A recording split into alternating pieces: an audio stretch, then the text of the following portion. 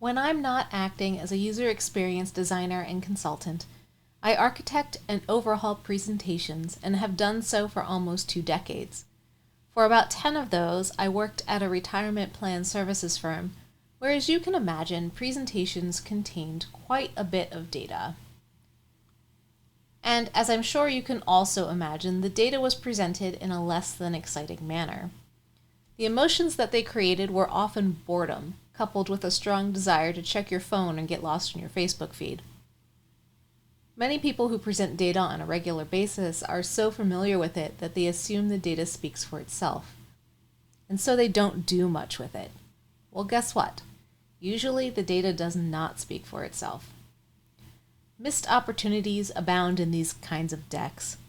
How did the data relate to each other, to the audience? Why the hell does the audience care about XYZ when your point is ABC? It's so easy to fall into the trap of cleaning up data slides so that they're on brand and forget that as speakers and presentation professionals, we should be looking for the story that's hiding in the data. We should try to understand the charts and tables in front of us so that we can suggest alternative, more impactful ways to present the information. What makes data memorable to begin with? It tells a story, it's interactive, and it makes you want to dive deeper. These are things that make data more memorable and hopefully contribute to your audience acting out the desired call to action. But when we start talking about data specifically in the presentation setting, there are a lot of factors working against us before the presenter even walks to the front of the room. You're already limited by time, of course, but other factors might include things like the mindset of the attendees. Do they want to be there, or do they have to be there? Is it around lunchtime and they're either starving or in the middle of a food coma? Are the attendees familiar with the topic, or is this all new to them? Considering all of these factors, let's revisit what makes data memorable and ask, what makes data in presentations memorable? For data to be memorable in this scenario, you need to be strategic. First, is the information understandable at a glance? Slides are like billboards. The data needs to be delivered as though it is on one. Second, is your data readable? How big is your room? Will the people in the back be able to read it? Test your presentation for readability in a big room. Pay attention to font size, color contrast, and line thicknesses. Those things are technical details that some of us are used to working on daily. Is the data relatable? Does the data evoke an emotion, or is it boring? If you play your cards right, you can make data impactful and memorable with hardly any design at all. Sometimes all you need is the right timing in your delivery to bring attention to an astonishing what's in it for me statistic or line chart. Before we get into how to design a data slide to evoke emotion or inspire action, let's first talk about how to recognize a data slide when we see one. Of course, there are very obvious examples. Tables full of numbers. Yep, that's a data slide. Some examples aren't quite so obvious. Tables that are full of text, tables depicting types or kinds of nouns, and slides full of bulleted text. Sure, maybe this one over here says 15% at the bottom, and there are a few numbers in there, but what's actually going on? As you read through the slides you're given, watch for data clues, words that indicate there's a possibility that the information on the slide can be represented in a more visual and quantitative manner. After we identify these slides, we can start thinking about how to design for an emotional response.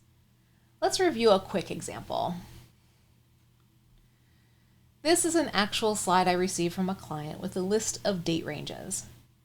But the way it's written, can you look at the slide and feel how long these time periods are? Visually, we can create a timeline that ultimately shows how each of these phases relate to each other, How fast will the conference room furniture delivery period feel compared to the AV install? Let's find out. Once we have this information on a timeline, we can see how long these phases last without having to think about it. Our first feeling we bring to this data is clarity. Depending on what department your audience members sit in, they might also get rather excited if they see that their part of the move's about to start. Taking a step back, we can see where we came from and where we are now.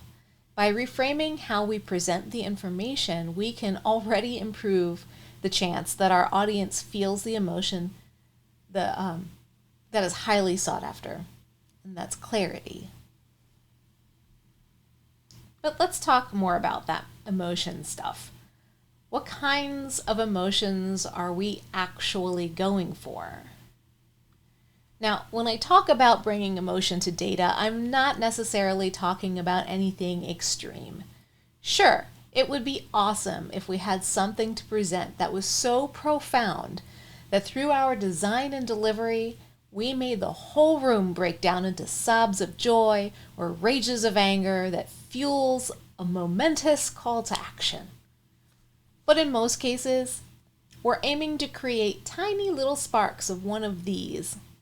Well-timed hits of emotion produce a higher likelihood of information retention and a greater chance of audience members taking the desired action.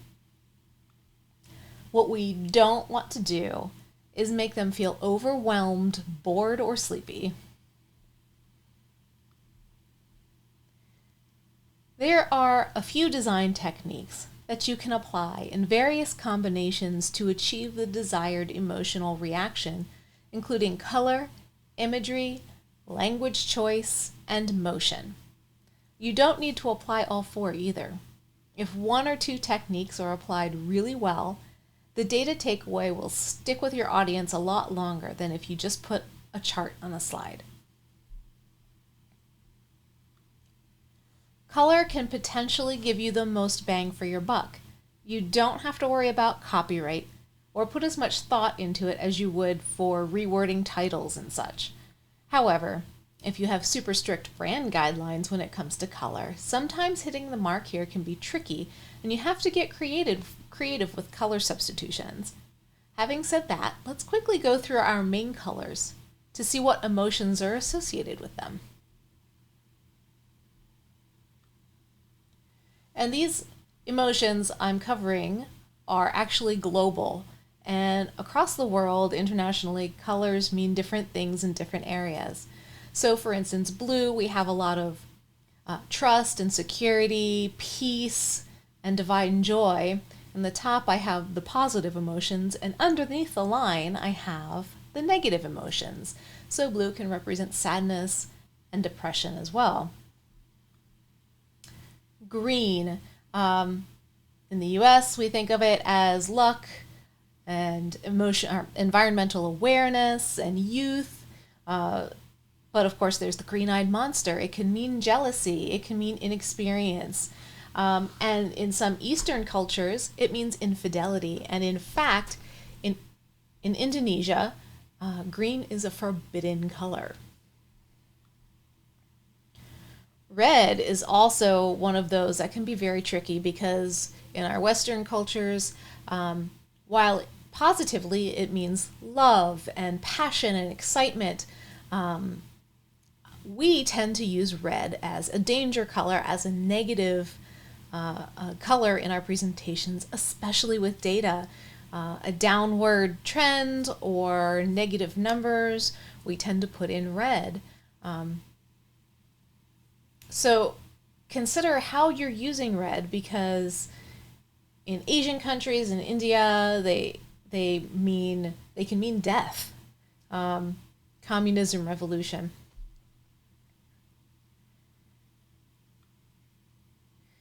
Yellow, we've got happiness, optimism. I'm not going to read all of them to you. In Germany, that's the color of envy.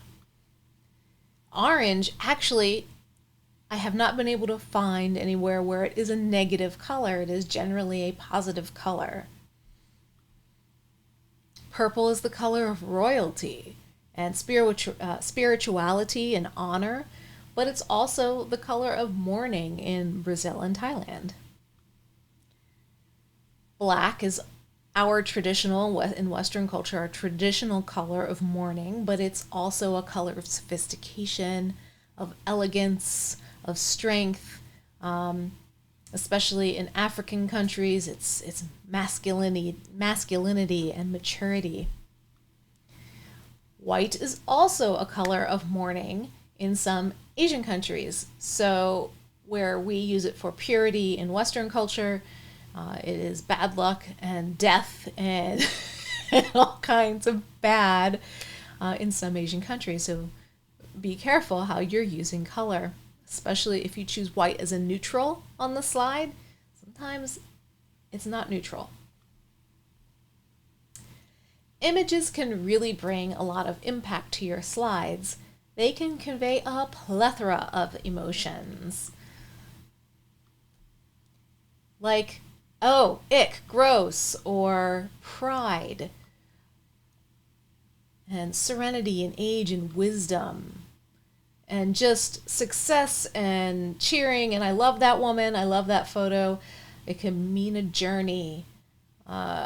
We've got this black and white photo here, and then the color version of it. So black and white can be more nostalgic. Another path. Where is it going? Is it a journey? Cold technology images.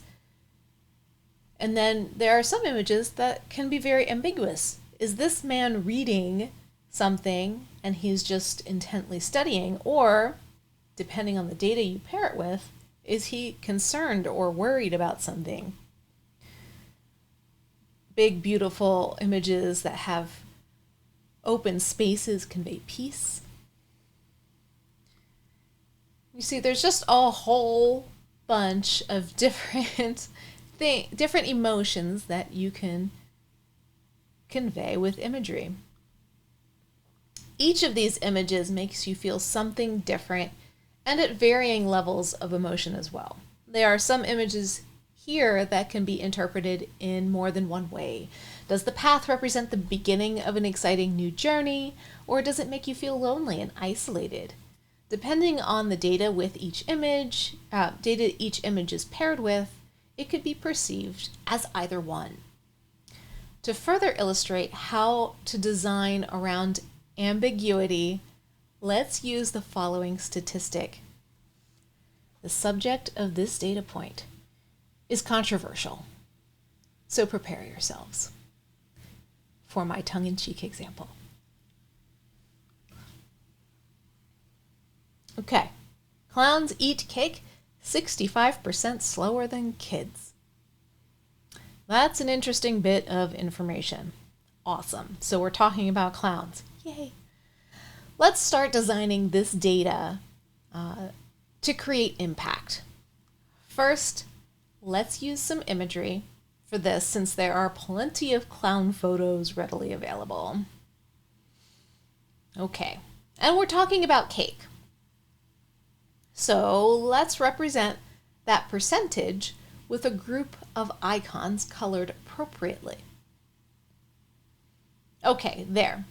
We have a happy, delightful slide about cake and clowns. I feel like the presenter will be completely happy with this data slide. It'll make the audience hungry for more, or at least for cake. Unfortunately, because my presenter worded the statistic in an ambiguous manner, it appears that I designed this exactly wrong. What the presenter really meant is that clowns eat cake slower than they eat kids. Data can be ambiguous. Because of that, we want to make sure we are supporting the data with some visuals that help the audience truly understand the horrific reality about these particular clowns. Let's take a look at how the design amplified this data 2 different ways. We can see now how we've made a pretty big difference at how our data is interpreted and felt by our audience just by using color and visual assets. This all brings us to the one thing that would have helped me avoid this problem in the first place: language choice. Besides ambiguity, there are other things to take into consideration with regards to language choice. Is your language too strong? Make it compelling without yelling. Know the data and its purpose, and empathize. We went from this language, clowns eat cake 65% slower than kids, to this. And we're really making a point here. That's not ambiguous. Clowns are gluttonous killers. A clown can consume a child 65% faster than a slice of cake.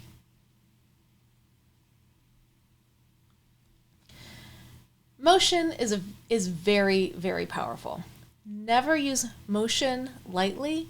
If you have something that is the main call to action or a piece of data that is a really big deal, that's where you use your motion in a very intentional manner. Motion can be implied, like in this graphic depicting Napoleon's march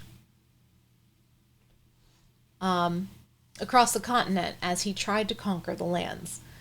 All right, the width of the line in the beginning, the tan one, the width of the line overall represents the number of people in Napoleon's army. It starts on the left with the tan line, and it's very wide, and you see how many people there are compared to when they returned. As we progress right, the line gets thinner and thinner, people keep dying off, and then there was a huge storm. And I believe the food supplies were low, if I remember correctly, and a lot of people died. The black line is the return journey.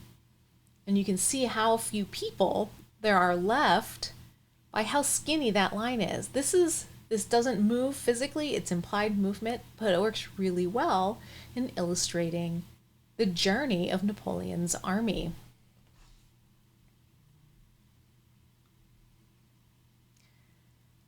Hans Rosling was a master at using motion to help people understand complex data sets. So let's watch this.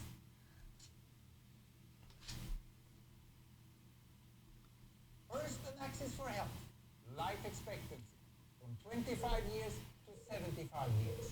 And down here, an axis for wealth, income per person, $400,000, $4,000, and $40,000. So down here is poor and sick, and up here is rich and healthy. Now, I'm going to show you the world 200 years ago in 1810. Here come all the countries. Europe brown, Asia red, Middle East green, Africa south of Sahara blue, and the Americas yellow. And the size of the country bubbles show the size of the population. And in 1810, it was pretty crowded down there, wasn't it? All countries were sick and poor. Life expectancy were below 40 in all countries. And only UK and the Netherlands were slightly better off, but not much. And now, why start the world? The Industrial Revolution makes countries in Europe and elsewhere move away from the rest. But the colonized countries in Asia and Africa, they are stuck down there. And eventually, the Western countries get healthier and healthier.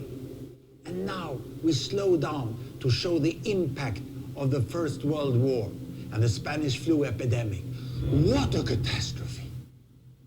And now I speed up through the 1920s and the 1930s. And in spite of the Great Depression, Western countries forge on towards greater wealth and health. Japan and some others try to follow, but most countries stay down here. Now, after the tragedies of the Second World War, we stop a bit to look at the world in 1948. 1948 was a great year. The war was over, Sweden topped the medal table at the Winter Olympics, and I was born. But the differences between the countries of the world was wider than ever. United States was in the front, Japan was catching up. Brazil was way behind, Iran was getting a little richer from oil, but still had short lives. And the Asian giants, China, India, Pakistan, Bangladesh, and Indonesia, they were still poor and sick down here. But look what is about to happen. Here we go again.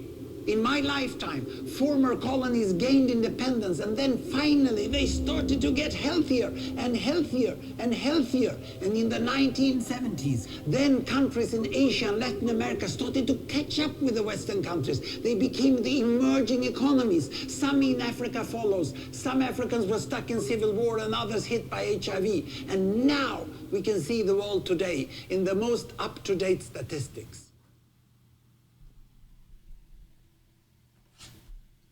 What kept you engaged as you watched that?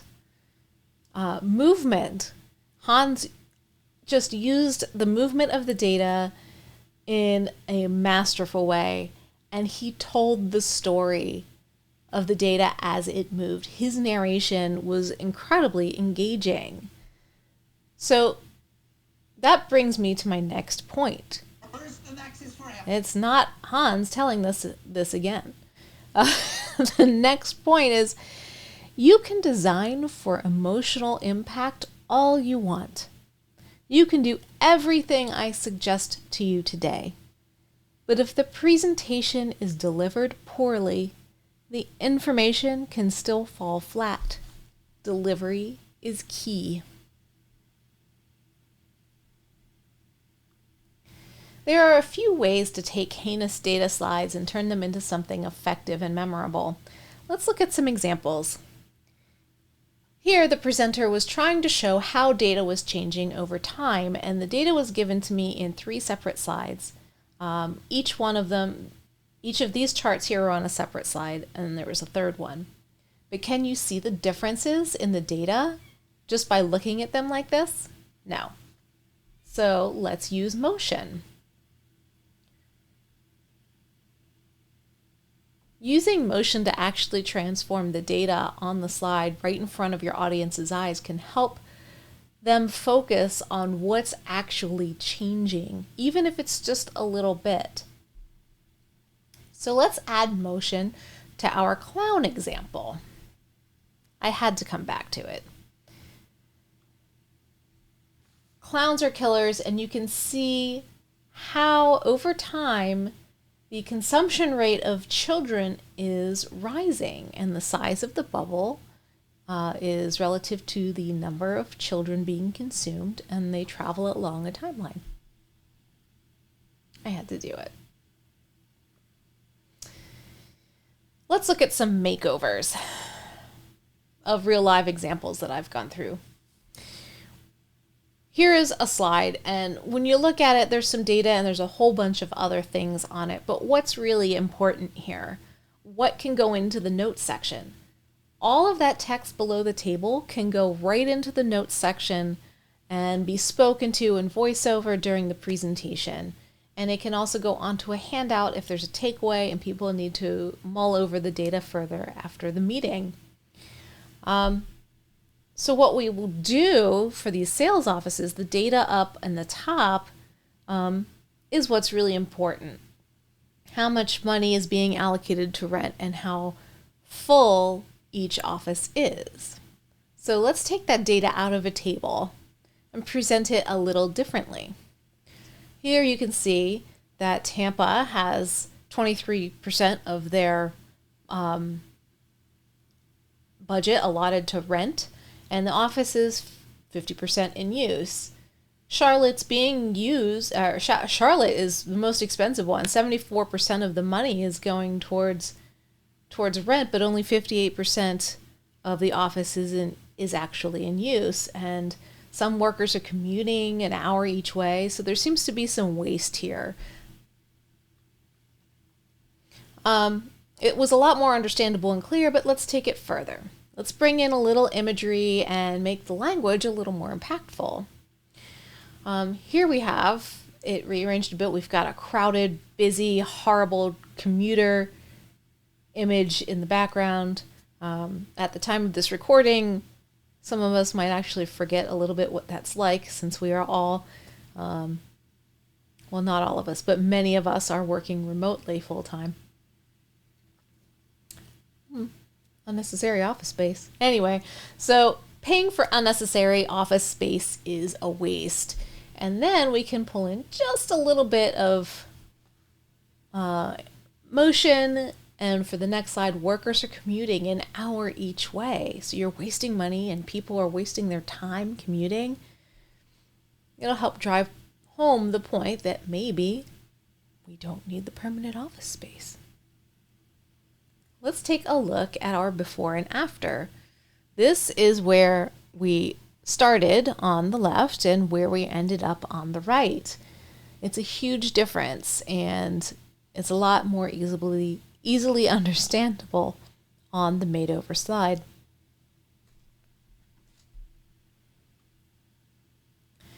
Another example is this Smart Dollar experience. It's a bunch of bulleted text. There are a lot of percentages in here, but again, what really was the takeaway? What ended up being the key takeaway for this slide is how participants felt at the beginning versus after they took this Smart Dollar experience. How did they feel afterwards? And we charted that, and we put an image of a confident woman in the corner. Blue is confident, and all of the other colors are not so much. So you can see afterwards very quickly that confidence rates shot up pretty high for a lot of people. This one. This one was a tricky one.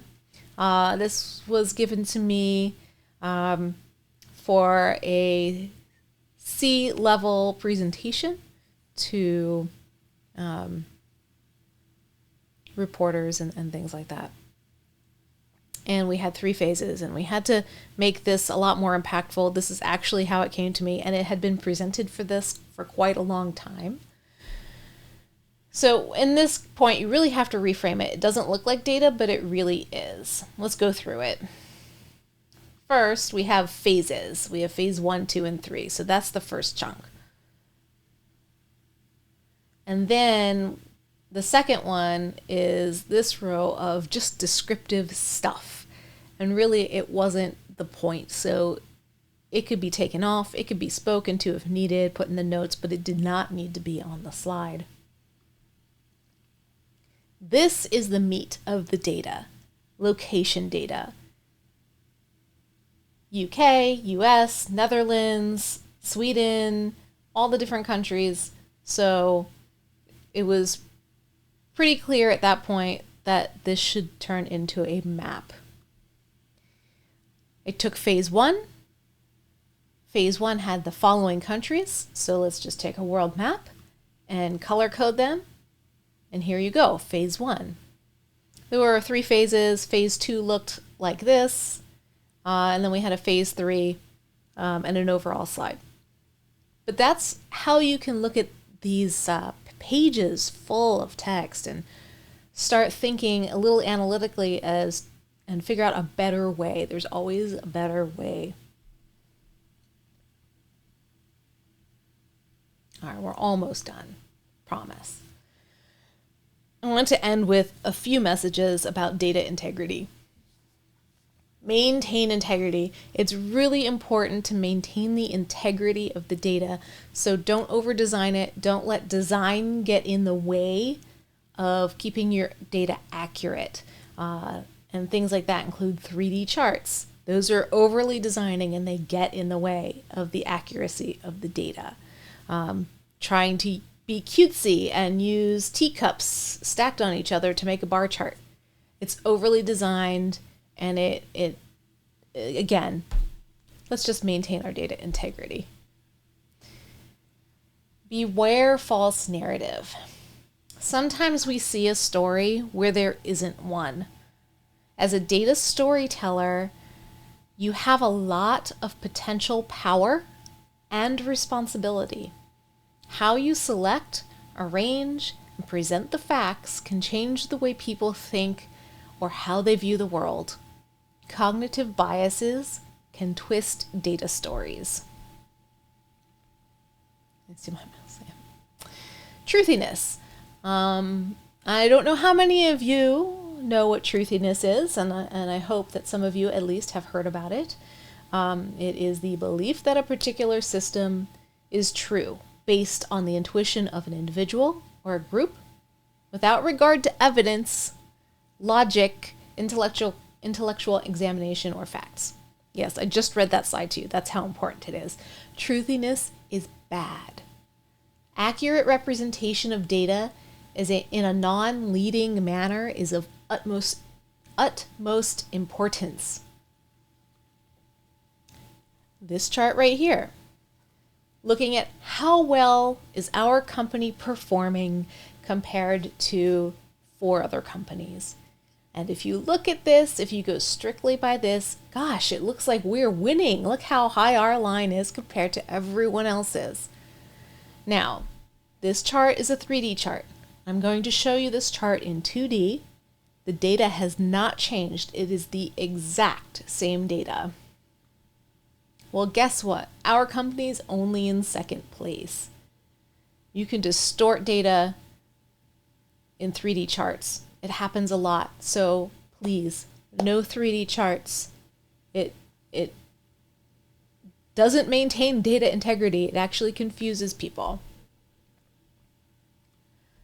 Now, here is a chart with 2 lines on it, and it looks like they're pretty close together in scale, right?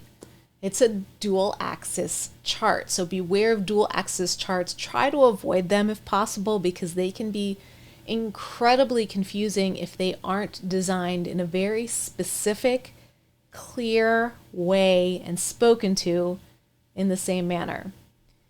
If we take these line charts and show the axes, the scales are completely different. When we make the scales the same on each side, you can really see what the data really looks like in comparison to each other. And this is one of my favorite things. Let me go full screen on this one. This is a fun chart I found on the internet of all places. Who would have thought they'd publish stuff like this there? Per capita, cheese consumption correlates with number of people who died by becoming tangled in their bedsheets. And of course, this is just a silly example of 2 data sets that happen to have the same trend, the same slopes, and almost the same curves. The real point is that correlation does not imply causation. And so, let's review. Methods to bring emotion to your data, even if that emotion is simply clarity, color, imagery and iconography, language choice, intelligent use of motion, and of course delivery. The delivery is key. Don't forget that is the single most important part of conveying information to the audience, is your delivery. And that's it. That's all I have. I hope that helped out a little bit with bringing your data into a more streamlined or modern, more elegant way of presenting it. I can throw out all kinds of adjectives. I just hope it helped you. And have a great day. Thanks so much for watching this long. I really appreciate it. If there's anything else you have questions on or want to learn about, write it below in a comment and I will do my best to help you out. Thanks.